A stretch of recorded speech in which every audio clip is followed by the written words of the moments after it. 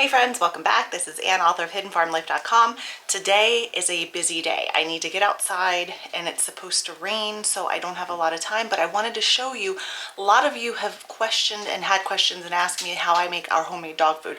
So I'm making a batch today and I wanted to show you, whoops, how I'm doing that, so stay tuned. So in this roaster, this is an 18-quart roaster, we don't process, we raise our own meats. So this is 4 chicken carcasses that after we took them to the processor and we had, boneless, skinless thighs and breasts made, this is what was left. And let me see if I can show you. There's all kinds of stuff in here. It's the bones and the cartilage. This is the neck.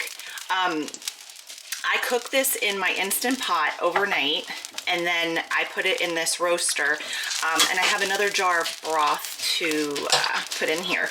But I put it in the roaster and all of the bones and everything just mush up, and I like to feed all of this to the dogs. So into this roaster, as soon as it comes up to a boil, I'm going to add this brown rice. I like to use brown rice, and then this bag of mixed vegetables. Now, when this is all done, after I'm going to put the vegetables in first to cook those, and then before I add the rice, I'm going to whiz this up so that there's no hard pieces. There aren't any hard pieces. If there were any bones that don't break down, I take those out because they've pretty much rendered. But everything else is going to be able to be mushed up.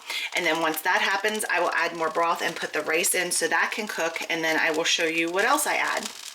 While the vegetables and the broth are coming back up to a boil, I have about a 1/4 cup of coconut oil in here. I just use the Costco extra virgin coconut oil. It's what I use for my food. And I have this in a pan, and I have I think it's about 3 dozen eggs. I'm going to whisk up and cook those in the pan. And don't worry, we're going to save those eggshells and use them next. So I'm going to cook these eggs and get them going.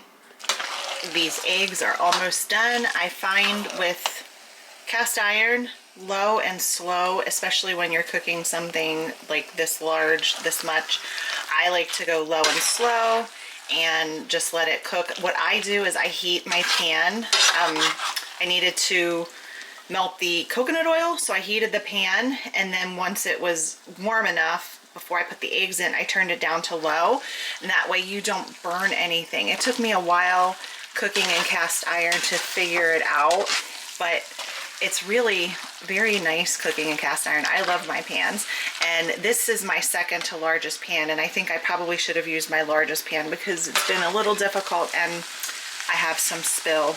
Accidents happen. So I'm going to go ahead and finish cooking these up, and then we will move over to the vegetables and the chicken and broth. So with the immersion blender, I went ahead and I whizzed up most of this. It's kind of like a gruel now. There's a few pieces of vegetables in here, and my main concern was grinding up those bones and the larger pieces of skin. So that's now a healthy and very nutritious gruel, and it's foamy because I just had the immersion blender in there and it aerated it a little bit. So I'm going to go ahead and turn the temperature up on the roaster, and I am going to add my bowl of brown rice. Let's see. I don't want to make it too thick. That feels about right. And if you guys want, I can get an exact measurement. That was probably 2.5 to 3 cups of rice that I added in there. Might add just a little bit more. So I'm gonna let that go. I turned the temperature up.